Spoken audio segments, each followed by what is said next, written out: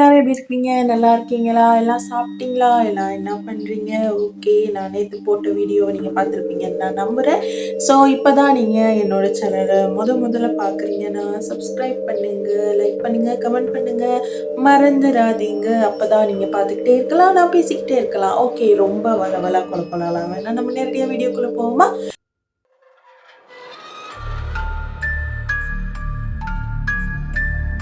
ஒரு 4 ரெசிபியை பற்றி தான் நான் பேச போகிறேன். ஏன்னா அதோட கதையெல்லாம் ரொம்ப ஷார்ட்டாக இருந்ததுனால நான் அது 4யுமே ஒன்றா சேர்த்து பேச போகிறேன். ஓகே, இப்போ எந்த ரெசிபியை பற்றி பேச போகிறேன்னா அந்த ரெசிபியோட பேர் வந்து SCP-004 த ஸ்கெலட்டன் கீ. எங்கே கண்டுபிடிச்சாங்க, எப்படி கண்டுபிடிச்சாங்க எதுவுமே சொல்ல கிடையாது. ஆனால் இந்த கீயை வச்சு என்ன பண்ண முடியும்னு பார்த்தீங்கன்னா, இந்த கீயை வச்சு எப்பேற்பட்ட டோரை வேணாலும் ஓப்பன் பண்ண முடியும். எல்லா டோர்ஸ்க்குமே சூட்டபிளான ஒரு கீ தான். அது எப்பேற்பட்ட டோராக இருந்தாலும், பேங்க் லாக்கரில் உள்ள டோராக இருந்தாலும் நம்ம கண்டிப்பாக திறக்கலாம். ஸோ அதனால தான் இந்த கீயை SCP ஃபவுண்டேஷனில் உள்ளவங்க செக்யூர் பண்ணி வச்சுருக்காங்க. இந்த கீ யாருக்கும் கிடைக்கக்கூடாதுங்கிற காரணத்தினால இது SCP ஃபவுண்டேஷனில் உள்ளவங்க யாரு கண்ணுக்கும் தெரியாமல் ஒரு சீக்ரெட்டாக ப்ரொடெக்ட் பண்ணுற ஒரு இடத்துல, சீக்ரெட்டான ஒரு இடத்துல அது ப்ரொடெக்ட் பண்ணி வச்சுருக்காங்க. ஓகே, 2வது SCPயோட பேர் என்னன்னு கேட்டிங்கன்னா SCP-006 ஃபவுண்டைன் ஆஃப் யூத். அதுதான் அந்த பேர். ஏன் இதுக்கு ஃபவுண்டைன் பேர் வச்சாலும் உங்களுக்கு ஃபவுண்டைன்னா தெரியும் தானே, நீர்வீழ்ச்சிங்களா? நீர்வீழ்ச்சின்னு தான் நம்ம தமிழில் சொல்லுவோம். ஓகேவா? ஸோ இப்படி ஒரு நீர்வீழ்ச்சி அவங்க கண்டுபிடிச்சிருக்காங்க. நீரோடை நீர்வீழ்ச்சி சம்திங் லைக் தட். அப்படி ஒன்று கண்டுபிடிச்சிருக்காங்க. இது என்னடா SCP நீர்வீழ்ச்சியெல்லாமா கூட SCPன்னு சொல்லுவீங்க? அப்படி பார்த்தா உலகத்தில் உள்ள பலாயிரம் ஃபவுண்டைனையும் நீங்கள் SCPன்னு தான் சொல்லணும் அப்படின்னு சொல்லி நீங்கள் சொன்னீங்கன்னா அதுதான் கிடையாது. இந்த ஃபவுண்டைனில் வந்து ஒரு டிஃபரன்ஸ் இருக்குது. அந்த ஃபவுண்டைன் கிட்ட போகிற நிறைய பேர் இறந்து போயிருக்காங்க. இறந்து போன உடனே என்ன ஆகியிருக்குதுன்னா அவங்களுடைய உடல் அழுகி அவங்களுக்கே அவங்க வந்து டீகம்போஸ்ட் ஆகிடுறாங்க. ஸோ அதனால் இந்த ஃபவுண்டைன் தண்ணியில் ஏதாச்சும் கெமிக்கல் கலந்துருக்கான்னு அதை ரிசர்ச் பண்ணியிருக்காங்க. அதில் எந்த விதமான கெமிக்கலும் கலக்க கிடையாது. அது நார்மல் தண்ணி மாதிரி தான் இருக்குது. கலரும் அப்படி தான் இருக்குது. அந்த ஆறு ஓடிக்கிட்டே தான் இருக்குது. அதை சுற்றி நிறைய புற்கள் இருக்குது. புல் இருக்குது. ஆனால் அந்த புற்களுக்கு எதுவுமே ஆக கிடையாது. பில்லு நாங்கள் பில்லுன்னு தான் சொல்லுவோம். ஆக்சுவலி எங்கள் ஊரில் நாங்கள் பில்லுன்னு தான் சொல்லுவோம். அது பில்லா புல்லான்னு எனக்கு தெரியாது. அதில் எதுவாக வேணால் இருந்துட்டு போட்டோம். ஸோ அது அங்கனைக்குள்ள இருக்குது. நீர்வீழ்ச்சியிலேருந்து வர்ற அந்த தண்ணி அது எதுவுமே பண்ண கிடையாது. அந்த புட்களை எதுவுமே பண்ண கிடையாது. ஆனால் மனுஷங்களை மட்டும் அது அட்டாக் பண்ணுது. ஸோ அதனால அதை வந்து என்ன செஞ்சுருக்காங்கன்னா ரிசர்ச் பண்ணுறதுக்காக அந்த தண்ணியை எடுத்துகிட்டு போயிருக்காங்க. அந்த தண்ணியை எடுத்துகிட்டு போயிட்டு ரிசர்ச் பண்ணி பார்த்துருக்காங்க. அதில் எதுவுமே இருக்க கிடையாது. ஸோ நோயாளியாக இருக்க ஒரு கேர்ள் கிட்ட அதை அவங்க கொடுத்துருக்காங்க. அந்த கேர்ள் வந்து குடிச்சிருக்காங்க. குடித்த உடனே அவங்களுக்கு எதுவுமே நடக்க கிடையாது. அவங்க வந்து கொஞ்சம் கொஞ்சமாக கியூர் ஆகியிருந்திருக்காங்க. அவங்களுக்கு கெட்டதாக எந்த ஒரு விஷயமுமே நடக்க கிடையாது. அவங்களுக்கு எல்லாமே நல்லதாக தான் நடந்திருக்கு. அவங்க அதை குடித்த கொஞ்ச நேரத்திலேயே தானாகவே எழுந்திருக்காங்க. ஈவன் தோ அவங்களுக்கு 40 வயசாக இருந்தாலும் அவங்க ஒரு யங்கான கேர்ள் மாதிரி அவங்க ஃபீல் பண்ணியிருக்காங்க அந்த தண்ணியை குடித்த பிறகு. ஸோ அது ஒன்றும் ரொம்ப ஹார்ம்ஃபுல்லானது இல்லை இல்லையா? அதை குடிச்சா அது நல்லது தான் பண்ணுது. ஆனால் ஒரு சில பேர் அதனால இறந்து போயிருக்காங்க இல்லையா? ஒரு சிலருக்கு அது நல்லது பண்ணுது, ஒரு சிலருக்கு அது தீங்க விளைவிக்குதுங்கிற காரணத்தினால யாரையுமே அது பக்கத்தில் போக கிடையாது. இது வந்து ரஷ்யாவில் தான் இருக்குதுன்னு சொல்கிறாங்க. இது அங்கே தான் லொக்கேட்டடாக இருக்குது. இதை வந்து SCP ஃபவுண்டேஷனுக்கு கொண்டு போக முடியாது இல்லையா? ஏன்னா அது ஒரு நீர்வீழ்ச்சி. அதை எப்படி தூக்கிட்டு போகிறது? அது எங்கேயுமே கொண்டு போக முடியாது. அது அங்கேயே தான் இருக்கும். Because it's nature. அதனால அது எங்கேயுமே கொண்டு போக கிடையாது. அது ரஷ்யாவில் இன்னும் அப்படியே தான் இருக்குது. பட் அதை நீங்கள் பார்க்கணும்னு நினச்சிங்கன்னா கண்டிப்பாக முடியாது. ஏன்னா SCP ஃபவுண்டேஷனில் உள்ளவங்க அங்கே நிறைய ஃபோர்ஸ் பண்ணியிருக்காங்க. போனீங்கன்னா அவ்வளோதான். ஸோ 3வது SCPயோட பேர் என்னன்னு கேட்டிங்கன்னா SCP-007 த அப்டோமினல் பிளானட். இந்த பிளானட்டை எப்படி கண்டுபிடிச்சிருக்காங்கன்னா இது ஒரு ஸ்டோரியாக நான் சொல்கிறேன். ஓகேவா? ஒரு ஜாக், அந்த பாய்க்கு நம்ம ஜாக்னு பேர் வச்சுக்கலாம். ஜாக் வந்து ரொம்ப ஃப்ரெண்ட்லியான ஒரு பையன். எல்லாரோடையும் நல்லா பேசுவான், நல்லா பழகுவான், மற்றவங்களோட நல்லா சந்தோஷமாக இருப்பான். அவனோட டெய்லி ரூட்டீன் எப்படி இருக்குன்னா காலையில் எழும்புவான், ப்ரஷ் பண்ணுவான், ட்ரெஸ் பண்ணுவான், வேலைக்கு போவான். அவன் வந்து ஒரு புக் ஷாப்பில் தான் வேலை செய்கிறான். ஸோ அந்த புக் ஷாப்புக்கு போவான், வேலை செய்வான், வீட்டுக்கு வருவான், வந்தோடனே ரிலாக்ஸ் பண்ணுவான், நிறைய செஸ் கேம்ஸ் விளையாடுவான். அவன் வந்து சயின்ஸ் மேலே ரொம்ப ஆர்வமிக்க பையனாக இருந்திருக்கான். ஸோ அதனால நிறைய ரீசர்ச் பண்ணுற விஷயங்களை பற்றி அவன் நிறைய தேடிக்கிட்டே இருப்பான், நிறைய ரீசர்ச் பண்ணி நிறைய படிச்சுக்கிட்டே இருப்பான். அப்படி தான் அவனோட லைஃப் போகுது. அவன் நிறைய படிச்சுட்டு இருக்கான். அப்புறம் நிறைய ரீசர்ச் பண்ணுவான், படிப்பான். அதுக்கு பிறகு கொஞ்சம் சில் பண்ணுவான். அதுக்கு பிறகு படுத்து தூங்கிடுவான். அதுக்கு பிறகு மறுபடியும் காலையில் எழும்புவான், வேலைக்கு போவான், சாப்பிடுவான், தூங்குவான். இதே தான் நடந்துட்டு இருக்கு. ரொம்ப கஷ்டமான லைஃப்பும் கிடையாது, ரொம்ப ரிச்சான லைஃப்பும் கிடையாது, ரொம்ப ரிச்சும் கிடையாது, ரொம்ப போவும் கிடையாது, ஆவரேஜ். அவனுக்கு அந்த லைஃப் பிடிச்சிருக்கு. அவன் அந்த மாதிரி தான் அவனுடைய லைஃப்பை இந்த ஜாக் வாழ்ந்துட்டு வந்திருக்கான். அதுக்கு பிறகு என்ன நடக்குதுன்னா, அவனோட லைஃப் இப்படியே போயிட்டுருக்கு. இதுதான் அவனோட டெய்லி ரூட்டீனாக இருந்திருக்கு. அவனோட லைஃப் அப்படியே நாட்கள் போக போக அவனோட லைஃப் அப்படியே போயிட்டு இருக்கும்போது திடீர்னு ஒரு நாள் நைட்டு அவனுக்கு தூக்கம் வர கிடையாது. ரொம்ப அங்கிட்டு புரண்டு படுத்திருக்கான், அந்த ஜாக் இங்கிட்டு புரண்டு படுத்திருக்கான், என்னென்னமோ பண்ணி பார்த்துருக்கான். பட் அவனுக்கு தூக்கம் வர கிடையாது. ரொம்ப லேட் நைட் ஆகிடுச்சு. அப்புறம் எலும்பி சாப்பிடலாமா அப்படின்னு சொல்லி சாப்பாடை பார்த்துருக்கான். ஆனால் அவனுக்கு பசிக்க கிடையாது.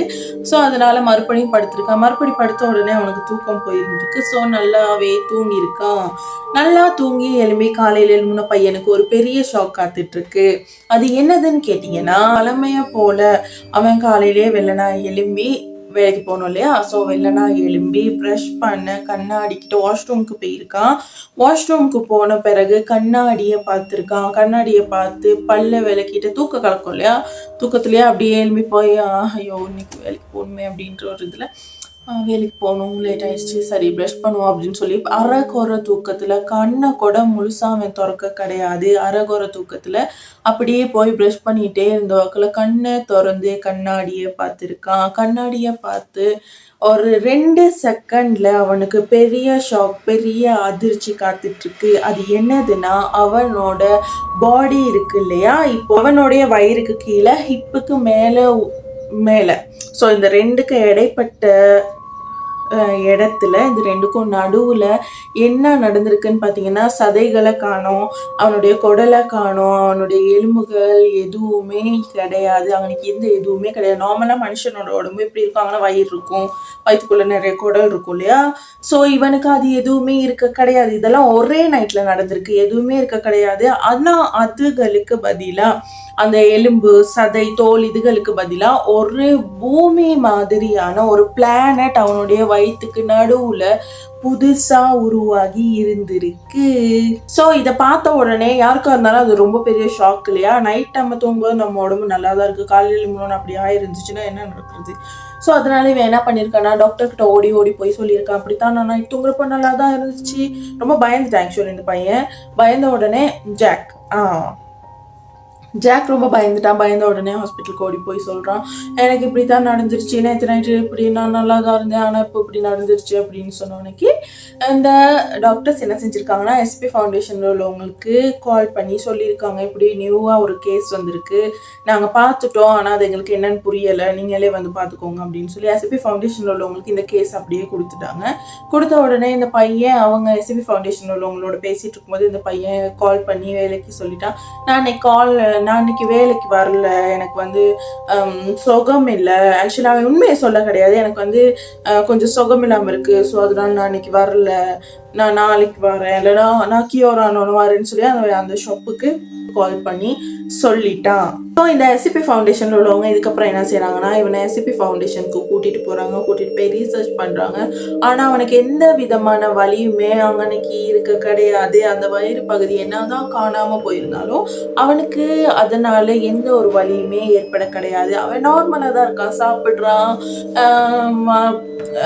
வாஷ்ரூம் போகிறான், வாரான், எல்லாமே அவன் பண்ணுறான். ஆனால் அவனுக்கு எந்த ஒரு வலியுமே இருக்க கிடையாது. நார்மலாக மனுஷன் எப்படி சாப்பிட்டு வாஷ்ரூம்லாம் போய் வருவானோ, டாய்லெட் போவானோ, அதே மாதிரி தான் இவனும் ரொம்ப சிம்பிளாக போய் வரான். அவனுக்கு அன்னைக்கு அப்படி தன்னோட வயிறு காணாம போய் ஒரு பிளானட் அவனுக்கு இருக்குங்கிற அந்த ஒரு ஃபீலே அவனுக்கு இருக்க கிடையாது. அவனுக்கு எந்த வலியுமே இருக்க கிடையாது. அவனுடைய எலும்பு கூடலாம் வெளியே விளங்கி இருக்கு தெரியுமா? ஆனால் அவனுக்கு எந்த ஒரு வலியுமே இருக்க கிடையாது. ஸோ இப்படி இருக்கும்போது இந்த எஸ்சிபி ஃபவுண்டேஷனில் உள்ளவங்க இன்னும் கொஞ்சம் ரீசர்ச் பண்ண ஆரம்பிக்கிறாங்க. அது ஆக்சுவலி பூமி மாதிரி தான் இருந்திருக்கு, ஆனால் பூமி கிடையாது. பூமி மாதிரி, ஆனால் பூமியோட கலர் இருக்க கிடையாது. இப்போ ரொம்ப தூரத்தில் இருந்து பூமியை பார்த்தா ப்ளூ அண்ட் க்ரீன் கலர் தான் இருக்கும் இல்லையா? பூமியை ரொம்ப தூரத்தில் இருந்து பார்த்தாலோ இல்லை நார்மலி நம்ம ஏதோ ஒரு வரைபடத்தில் பார்த்தாலும் பூமிங்கிறது நிறையவே ப்ளூ அண்ட் க்ரீன் கலரில் தான் இருக்கும். ஆனால் இவனோட வயிற்றுல இருந்த அந்த பிளானட் வந்து பூமியை போல தான் இருந்திருக்கு. ஆனால் ப்ளூ, எல்லோ அண்ட் க்ரீன் இது மூணுமே மிக்ஸ் ஆகின மாதிரி இருந்திருக்கு. க்ரீன் கலருங்கிறது ரொம்பவே கொஞ்சமாக தான் இருந்திருக்கு. Yellow colour and blue colour தான் நிறைய இருந்திருக்கு. இந்த ப்ளூ கலருங்கிறது தண்ணீரை தான் குறிக்குது, தண்ணியை தான் குறிக்குது. அது பூமி மாதிரி அங்கேயும் தண்ணி நிறைய இருக்குது. ஆனால் இந்த எல்லோ கலர்ல இருக்கிறதெல்லாம் என்னன்னு கேட்டீங்கன்னா அதுதான் மரங்கள். அவனோட வயிற்றுல இருக்க அந்த பிளானட்குள்ள வளர்ந்து இருக்கிற மரங்கள் எல்லாமே எல்லோ கலர்ல தான் இருந்திருக்கு. ஸோ அதுக்குள்ள பிளானட்னா எல்லாமே இருக்குது. ஆக்சிஜன் இருக்குது, மரங்கள் இருக்குது, தண்ணி இருக்குது. அப்போ மனுஷங்களும் இருக்காங்களான்னு கேட்டீங்கன்னா ஆமா, மனுஷங்களும் இருக்காங்க. ஆனா பூமியில இருக்க மனுஷங்களை விட அந்த பிளானட்குள்ள இருந்த மனுஷங்க ரொம்பவே ஜாஸ்தியா இருந்திருக்காங்க. ரொம்ப ஜாஸ்தியா இருந்திருக்காங்க. நம்மளோட அந்த மனுஷங்களை ஒப்பிட்டா நம்மளை விட அவங்க தான் நிறைய பேர் இருக்காங்க. அவங்கள விட நம்ம கொஞ்சமா தான் இருக்கோம். ஸோ இதெல்லாம் கண்டுபிடிச்ச பிறகு அவனுக்கு ரொம்ப பயம் இல்லையா? அவனோட லைஃப் ரொம்ப என்ஜாய் பண்ணி வாழ்ந்துட்டு இருந்தான். அவனோட வாழ்க்கைய அவன் ஷெட்யூல் பண்ணி வச்சிருந்தான். இதெல்லாம் தான் நமக்கு நடக்க போகுது. அவன் ரொம்ப அந்த வாழ்க்கையில சந்தோஷமா இருந்தான். இப்போ கூட்டிட்டு வந்து ஒரு 4 செவத்துக்குள்ள அவனை அடைச்சி வச்சு எங்கேயுமே போகக்கூடாது, யாரோடையுமே பேசக்கூடாதுன்னு சொன்னா இப்படி இருக்கும். நார்மலா ஒரு மனுஷனால, நல்லா வாழ்ந்த மனுஷனால டக்குன்னு அப்படி போய் இருக்க முடியாது. எல்லாரோடையும் பழகின மனுஷன் ஒரு 4 செவத்துக்குள்ள அடிச்சு நீ இதுக்குள்ளதான் இருந்தாகணும், யாரோடையும் பேசக்கூடாது, பழகக்கூடாதுன்னு யாராலையுமே இருக்க முடியாது. ஸோ இந்த பையனையும் அப்படி இருக்க சொல்லியிருக்காங்க. ஸோ இவன் ரொம்ப கவலைப்பட்டிருக்கான், என்னால் இப்படியெல்லாம் இருக்க முடியாது அப்படின்னு சொல்லி. ஆனால் அவன் அந்த எஸ்சிபி ஃபவுண்டேஷனை விட்டு போகணும்னு நினைச்சதே கிடையாது. அதுக்கப்புறம் இந்த எஸ்சிபி ஃபவுண்டேஷன்ல உள்ளவங்க அவனுடைய மனநிலைமையை புரிஞ்சுக்கிட்டு, அவன் ஒரு கேமர் இல்லையா? ஸோ வீடியோ கேம்ஸ்லாம் இந்த நேரம் விளையாண்டுட்டே இருப்பான், நிறைய குடிப்பான், நல்லா சாப்பிடுவான், அப்படிதானே இருந்தான். அவனுக்கான ஒரு தனி ரூமையே உண்டாக்குறாங்க, கிரியேட் பண்றாங்க. ஆக்சுவலி அந்த ரூம்ல வந்து எல்லா பொருளுமே இருக்கு. சோஃபா இருக்கு, டிவி இருக்கு, ஒரு லக்ஸரியான ஒரு ரூம் எப்படி இருக்குமோ அந்த மாதிரி இருக்கு. அது உள்ள கிச்சன் இருக்கு, ஃப்ரிட்ஜ் இருக்கு. ஃப்ரிட்ஜுக்குள்ள போய் அவன் திறந்து பார்த்தான்னு சொன்னாக்க ஃப்ரிட்ஜுக்குள்ள எல்லாமே இருக்கு. சிக்கன் இருக்கு, மட்டன் இருக்கு. ஒரு மனுஷன் ஹெல்த்தியா இருக்கிறதுக்கான எல்லா சாப்பாடுமே அதுக்குள்ள இருக்கு. பால் இருக்கு, பியர் இருக்கு, அவனுக்கு என்னென்ன வேணுமோ எல்லாமே இருக்கு. நான் பியர் ஹெல்த்தின்னு சொல்ல கிடையாது, பட் அவன் குடிப்பான் இல்லையா? ஸோ அதனால அந்த ஃப்ரிட்ஜுக்குள்ள அதெல்லாமே ஸ்டோர் பண்ணி வச்சிருந்துருக்காங்க. ஸோ அதை இவன் பார்த்த உடனே இவனுக்கு அப்படியே ரொம்ப சந்தோஷமா போயிடுச்சு. எல்லாமே இருக்கு இல்லையா? ஸோ அவன் வேலைக்கு போகவே தேவையில்லை, அதுக்குள்ள எல்லாமே இருக்கு. லக்ஸரியான ஒரு லைஃப் இல்லையா? அவன் என்ன கேட்டாலுமே உடனே அவனுக்கு கிடைச்சிரும். ஸோ அவன் வெளியே போக வேண்டிய அவசியமும் கிடையாது. அங்கே வந்து வீடியோ கேம்ஸ்ல இருந்து எல்லாமே இருக்கு. எனக்கெல்லாம் இந்த மாதிரி லைஃப் கொடுத்தாங்கன்னா நான் ஒரு கும்பிடு போட்டு போய் அங்கேயே உட்காந்துக்குவேன். ஏன்னா நினைக்கிறதெல்லாம் கிடைக்குன்னா அது ஒரு சாதாரணமான விஷயம் இல்லையா? ஸோ அந்த ஜாக் அதுக்கு பிறகு ரொம்பவே லக்ஸரியான லைஃப் வாழ ஆரம்பிச்சுட்டான். அங்கே இருந்த எல்லா சயின்டிஸ்டோடையும் ரொம்ப ஃப்ரெண்ட்லியா பேசியிருக்கான், ரொம்ப ஃப்ரெண்ட்லியாவே இருந்திருக்கான். ஆனால் எந்த மாற்றமுமே இருக்க கிடையாது. அந்த பிளானட் அது பாட்டுக்கு அது இருக்குது, இவன் பாட்டுக்கு இவன் இருக்கிறான். ஸோ அந்த பிளானட்லேயே எந்த ஒரு வித்தியாசமும் இருக்க கிடையாது. நார்மலாக அவங்க அந்த பிளானட்குள்ள இருந்த மனுஷங்க மரங்கள்லாம் எப்படி இருக்கோ அது அப்படியே தான் இருக்குது. இவனும் சந்தோஷமா தான் இருக்கிறான். ரொம்ப லக்ஸரியான லைஃப் வாழ்ந்துட்டு ரொம்ப ஹாப்பியாவே இருக்கான். அதுதான் இந்த SCP-007 கதை. ஸோ நம்ம இந்த கதையோட எண்டுக்கு வந்துட்டோம். இந்த எண்ட் லாஸ்ட் கதை என்னன்னு கேட்டிங்கன்னா த ஜாம்பி பிளக் SCP-008. ஜாம்பி அப்படின்னா உங்களுக்கு என்ன ஞாபகம் வருது? நிறைய உங்களுக்கு நான் ஷுவராக சொல்கிறேன், நிறைய ஜாம்பிஸ் தான் ஞாபகம் வரும். ஜாம்பிஸ் சம்மந்தப்பட்ட மூவிஸ் ஞாபகம் வரும், அதை பற்றி நீங்கள் கேள்விப்பட்ட விஷயங்கள் எல்லாமே ஞாபகம் வரும் இல்லையா? ஸோ அதே மாதிரி தான் இந்த ஜாம்பி பிளக்கும். இது வந்து ஆக்சுவலி ஒரு குகைக்குள்ளே தான் இதை முதல்ல கண்டுபிடிச்சிருக்காங்கன்னு சொல்லி சொல்கிறாங்க. இதுக்கு ஆக்சுவலி 2 ஸ்டோரி இருக்குது, நான் 2யுமே சொல்கிறேன். ஒர்க்கர்ஸ் 2 பேர் ஒர்க் பண்ணிவிட்டு அவங்க வீட்டுக்கு போகிற வழியில் ஒரு குகை மாதிரி ஒன்று இருந்திருக்கு. அதுக்குள்ளே இவங்க போய் பார்த்துருக்காங்க. போய் பார்த்த பிறகு அதுக்குள்ளே நிறைய காளானாக இருந்திருக்கு. ஸோ அதை சாப்பிட்டு தான் யாரோ ஒரு மனுஷன் அந்த வைரஸ்னால அட்டாக் பட்டு அப்படி ஜாம்பி ஆகினார். அவர் அந்த 2 பேரையும் உள்ளுக்கு போன 2 பேரையும் கொன்னுட்டாரு அப்படின்னு சொல்லி ஒரு கதை இருக்குது. 2வது கதை என்னன்னு கேட்டிங்கன்னா SCP ஃபவுண்டேஷனில் உள்ள சயின்டிஸ்ட் வந்து ஏதோ ஒரு ஆராய்ச்சி பண்ணிட்டு இருந்திருக்காங்க. அந்த ஆராய்ச்சி வந்து ஏதோ தப்பா போய் அதுலேருந்து வைரஸ் கிரியேட் ஆகி அது வந்து அந்த சயின்டிஸ்ட்டுக்கு பாதிக்கப்பட்டு அவர் ஜாம்பி ஆகி எஸ்சிபி ஃபவுண்டேஷன்ல உள்ளவங்க எல்லாரையுமே ஆக்க ஆரம்பிச்சிருக்காரு அப்படின்னு சொல்றாங்க. எஸ்சிபி ஃபவுண்டேஷன்ல உள்ள நிறைய காட்ஸ் அண்ட் சயின்டிஸ்ட் எல்லாருமே கூட இந்த ஜாம்பி வைரஸால ஒருத்தர் கடிச்சு ஜாம்பி வைரஸால பாதிக்கப்பட்டு நிறைய பேர் அந்த மாதிரி ஜாம்பி ஆகியிருக்காங்கன்னு சொல்றாங்க. இந்த ஜாம்பி வைரஸ் கடிச்சா என்ன நடக்கும்னு கேட்டிங்கன்னா, ஜாம்பி வைரஸ் வந்து இந்த ஷோல்டர் சைடு இருக்கு இல்லையா, அந்த ஷோல்டர் சைடில் தான் அது கடிக்க பார்க்குமா. ஸோ இந்த ஷோல்டர் சைடில் ஃபஸ்ட்டு கடிச்சோன்னே என்ன ஆகும்னு கேட்டிங்கன்னா, ஃபஸ்ட்டு அவங்களுக்கு வந்து ரொம்ப ஃபீவர் வரும். அவங்களால ஒன்றுமே பண்ண முடியாது, அசைய முடியாது, ஒன்றும் பண்ண முடியாது. அப்படியே கீழே படுத்துருவாங்க. ரொம்ப வேர்க்கும், ரொம்ப சூடாக இருக்கும் உடம்புலாம், அப்படியே ஃபீவர் வரும். 2வது ஸ்டெப்பாக என்ன நடக்கும்னு கேட்டிங்கன்னா, அவங்க கோமாவுக்கே போயிடுவாங்க. அவங்க கோமாவுக்கு போனதுக்கு பிறகு என்ன நடக்குதுன்னு கேட்டிங்கன்னா, கொஞ்சம் நேரம் கோமாவில் இருந்தவங்க அப்படியே செத்து போயிடுவாங்க, டெத் ஆகிடுவாங்க. அவங்க அப்படி இறந்து போன பிறகு அவங்க மறுபடி ஜாம்பியாகி மற்றவங்களை அட்டாக் பண்ண துவங்குவாங்க. ஸோ இதுதான் அந்த கதைகள். ஓகே, கதை முடிஞ்சு, அவ்வளோதான். ஓகே, நாளைக்கு இந்த மாதிரி இன்னொரு இன்ட்ரெஸ்டிங்கான ஸ்டோரியை நான் உங்களுக்கு சொல்கிறேன். நாளைக்கு உங்களுக்கு சொல்ல போகிற ஸ்டோரி வந்து மேபி ரொம்ப இன்ட்ரெஸ்டிங்காக இருக்கலாம். ஏன்னா நான் அதை பற்றி கொஞ்சம் ரீசர்ச் பண்ணி பார்த்தேன். ஸோ அது கொஞ்சம் இன்ட்ரெஸ்டிங்காக இருக்கும்னு தான் நினைக்கிறேன். எனக்கு இன்ட்ரெஸ்டிங்காக இருக்குது, உங்களுக்கு எப்படின்னு தெரியல. நீங்கள் இன்ட்ரெஸ்டிங்காக இருக்கும்னு நினச்சி பார்த்தீங்கன்னா அது கண்டிப்பாக இன்ட்ரெஸ்டிங்காக இருக்கும். Okay, so that's all from me today. Tomorrow we will meet in another SCP video. Tata, bye.